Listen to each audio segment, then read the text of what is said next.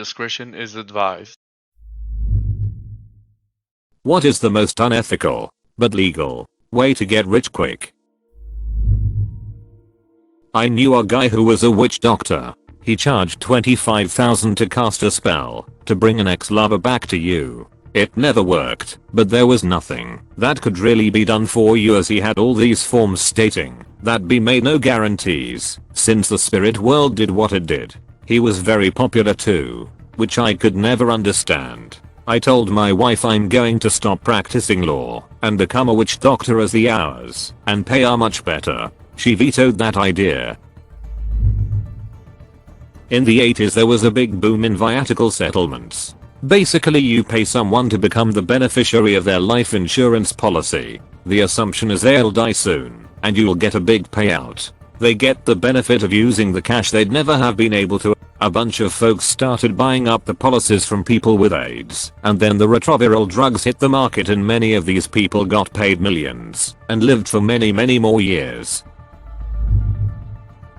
Years ago, when newspapers were more common, someone had a brilliant scheme. They had posted an advert that you could buy a portrait of the Queen. It was cheap like F10. So many people ordered. What they got in the end was a stamp sent in the mail. Nothing illegal, as it was indeed a portrait of our then Queen.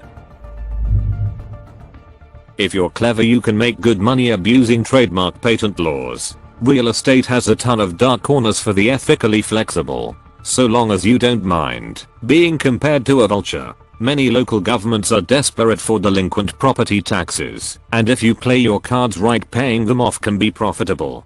Big lenders are always writing off shitty loans and selling them for pennies on the dollar. You can make a ton of money buying those loans for dirt cheap. Reduce the homeowner's payment just enough so they can make a few payments enough to recoup your investment. Then foreclose on them as soon as they default and flip the property. You can even hire a third-party loan servicing company to do most of the work for you.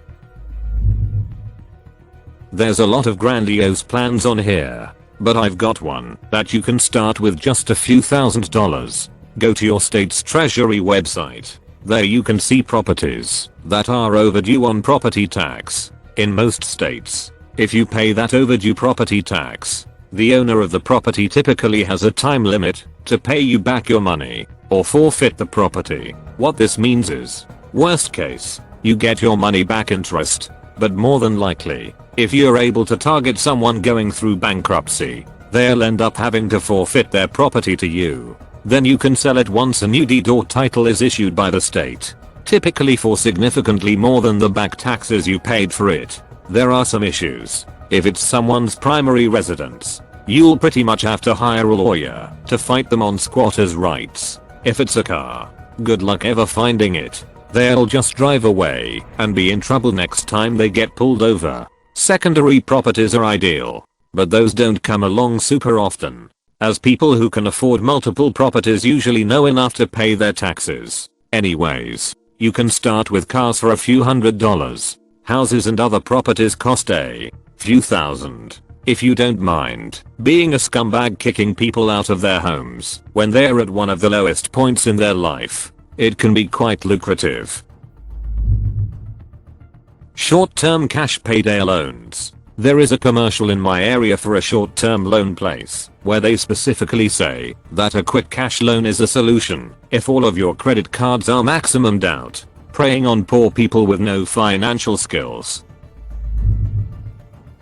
Honestly, probably some of these crypto pump and dump schemes. That whole market is still largely unregulated, and clearly any ducking idiot can pick up a few coins and turn around a ridiculous return. There's nothing illegal about hyping a coin's price through the roof for you to offload and leave every other moron holding the bag. You can't do anything remotely like that in actual financial markets.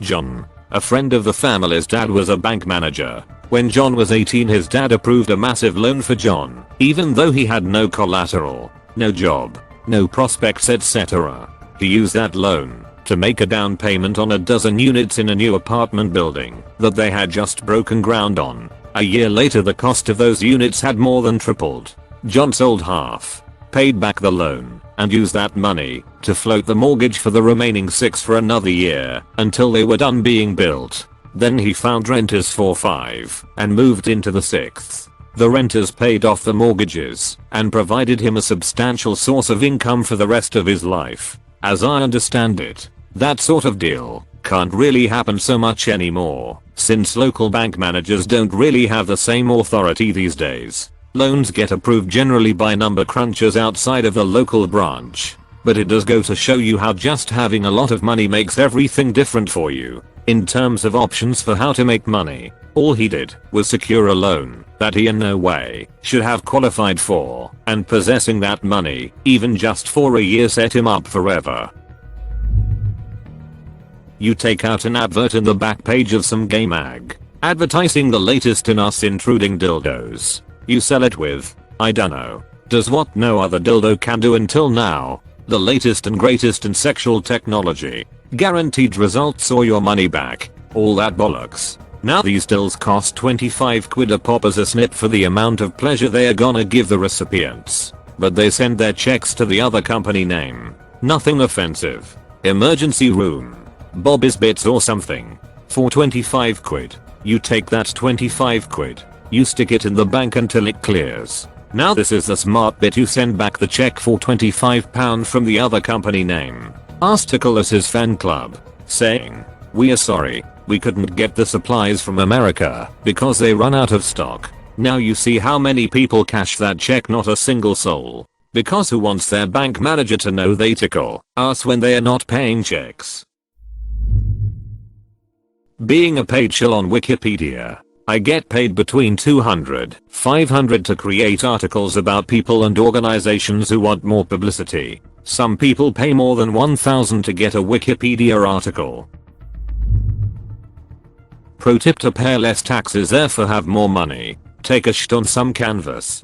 Call it art. Have a rich friend who is high up in the art world value the painting at loads of money, then donate it. Boom, massive tax write-off.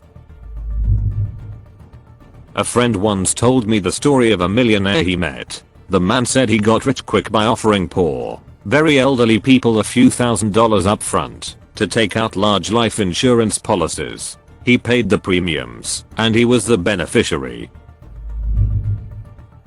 My favorite is the person who supposedly sold pet care contracts that would kick in after the rapture. Since many believers own pets and apparently pets won't be raptured, this person billed themselves as an atheist, so would remain behind and be available to care for the pets after their owners were gone. Legally, it couldn't be claimed that the rapture would not occur, so it was a valid agreement. Not unethical, but just look at spouses' portfolios of people in power, then copy their investments. They have insight into changes in the markets and policies, and make adjustments accordingly. They get rich off of being in politics. Why shouldn't you? Buy a cheap rental property in the worst neighborhood you can find. Charge an exorbitant rent, but do no background checks. Give a discount for paying in cash. No questions asked. Dope dealer moves in, pays rent in cash. Don't fix anything. Run the property into the ground. Dope dealers will give no complaint. When the city inevitably condemns it, walk away and let it go for back taxes. I had a friend who bragged all the time about how fine a Christian he was. Big time ultra right wing churchgoer. Admit to me this was how he ran his rental property. He was genuinely gleeful that it was a license to print money, and genuinely shameless about destroying entire neighborhoods while getting rich. His church told him that, as long as a scheme makes money, it's what God wants you to do, and it's morally okay. A lot of these answers are good, but there is no one right answer. But you don't have to choose just one. Run a meth lab out of the basement of a scam charity. Start a fake religion, and use those parishioners as witnesses to bogus lawsuits. Find the combination that works best for you. Personally, I recommend using a bogus charity to sell overpriced candy, but don't be too pushy. You're actually using this opportunity to case homes, to see where old people live who are vulnerable to more ambitious scams. Possibly unpopular opinion, but in my opinion, start a sober living or drug rehab. I've been on and off the merry-go-round with my spouse and the bill versus what you get is insane. The last place charged $15,000 a month for him to share a house and room with 10 other guys. They have 30, 40 patients at a time and maybe 10 employees. Only half of those get a full salary. The others are paid at least partly in room and board. The physician's services are a separate bill. The owner drives a Porsche and has multiple houses. This is not the first super rich rehab CEO owner I've met either. This is the low end too. Some of the high end places are twice that much. I could stomach it all if they had any quantifiable success for people, but they don't. It's gross that they profit off giving families hope. Get a whole bunch of knickers. Spread mayonnaise on the crotch. Leave them for a couple days until they're stinky crusty. Then sell them off as dirty panties as worn by whatever woman you download a stock image of from Google. Buy the elderly's life insurance policies for repulsively cheap, then cash in big when they die. Find older folks who need money now, crippling debt, no longer able to work, and no retirement savings on a fixed income and just barely able to get by, want to travel and enjoy their golden years, etc. In exchange for a small lump sum, maybe 20k. The victim makes you sole beneficiary of their life insurance payout, 250k, 1 million, leaving their loved ones left with nothing to pay the deceased's debts, end of life expenses, etc. My colleague actually proposed this as a business opportunity. Invest in the stock market. You will incentivize the brightest minds on the planet to make money at any cost, often in direct opposition to your best interests. Be a dance teacher in Tokyo. Went to a lesson recently. The teacher had like maybe 1 international credit and had nothing else but experience taking class in LA for a few years. Charged 30, 40 people in the class. Teacher walks in wearing Fendi. 70 minutes later, has taught a 16 count routine in about 15 minutes and is having groups he selects perform it for their Instagram. No coaching, no corrections, no advice or effective warm-up. Advertised as a beginner's class. He had another class identical before. Even if the studio rental fee was $50 for the time, he walked away in one night with rough $2,200. He's not the only one. Another time I showed up to a class. The teacher made the routine up there and then in the 80-minute lesson. 40 for the class with over 30 people there. Learned maybe 6 counts of choreo. Got to dance it once in a massive group, and then he chose 2 people to do it with him. Not even New York City or London charge those prices for a standard class. How anyone, specifically a beginner, is supposed to improve when the cost of the class is so high and quality so low is beyond me. Also, not a beginner, ex-professional who just enjoys a class once in a while. Here's a loophole I figured out doing a law subject at uni. Get friendly with someone who owns a lot of jewelry and get invited to their house. Take the jewelry from their house and bury it in their garden. Then buy the house. Theft involves taking goods off someone's property, but you didn't do that. When you buy a house, you are entitled to keep the fixtures, which is anything that's not attached to the land just by its own weight. For example, you get to keep the doors because they are screwed to the building. You get to keep the plants because they are buried in the ground. So if the jewels are buried in the garden, they're a fixture. So it's not theft. Note this might be fraud. Check with a lawyer in your jurisdiction. I know people who convince you to sell your real estate property to them at very low price with a fake sob story. They're always a first time buyer. Love the property. Get a bogus inspection report, then rip the owner to shreds over them neglecting little things and imperfections. Get them under contract with a hidden clause allowing you to transfer the contract before closing. And a couple very obscure contingency agreements like HOA review satisfaction. It's a custom contract, not standard MLS forms. Once an owner accepts their offer, they transfer the contract through multiple people to an LLC. They close and then they repaint, hide blemishes and claim any damage found was there before they bought, so no disclosures. They jack up rent prices and lease up at above market value at the beginning or end of summer, when most people are moving. They then do one of 2 things. 1. Find someone to immediately purchase after closing for an insane profit margin and never report their closing to MLS, so no record for the next investor to see. They just lie about what they paid and then 1031 the profit into a high income rental property, avoid taxes and collect a paycheck from the high income property. Or two, they hold the property and create ludicrous fake expenses and pay their own property management company all the rental profits. They claim losses on the property and save a ton of money from taxes. Also, they never pay back any investors who they found and convinced to invest in this rental income property because it's losing money on paper to their property management company. Then they use the property management funds like their personal funds and pay themselves bonuses at will.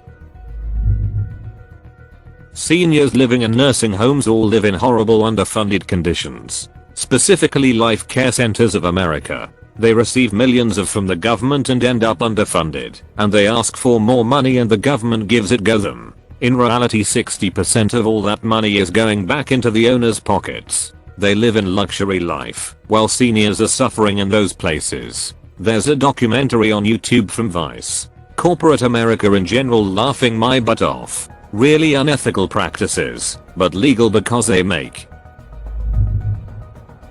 Sell expensive things on eBay or any other website, but don't actually deliver the item. Instead, place exactly like the picture in the item description.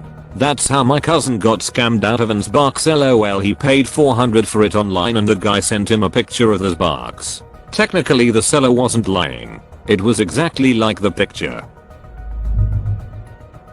Pawn shops. They have so many laws in place to protect them. You never lose. The victim would have to sue you in court to get their property back without paying you for it, and most of the time, it would cost more than the stuff is worth. Not saying pawn shops are unethical, but still. Scummy MCD kid burglarizes your house and pawns your jewelry. You have to pay what she was given to get it back and deal with fixing your home. Meanwhile the perp is ordered to pay restitution. Laughable. My dad told me of a guy who did business by contracting to pay somebody say $X for something, then just not paying. The guy B would take him to court and they would settle for 60% of X. Then A would just not pay the settlement. The guy B would go to the court and get an order and A would delay and end up finally paying B 30% of X. My dad wouldn't go near doing business with the guy and couldn't believe anybody would, but people did. I gather Trump has a reputation for doing things like this and calling it smart business. Why most banks won't touch him. I once worked at Amazon's customer returns shipping center. I sorted through customer returns to the departments they were supposed to go as they came off the truck. I once got a return that was a little cardboard circle with some fancy graphics on it, and the customer comment was, "This is a cardboard circle." Upon inspecting the listing, it was listed as a healing token. You were supposed to press your thumbs on the center to increase your healing chakra. So I guess that. Click subscribe. If you enjoyed this video,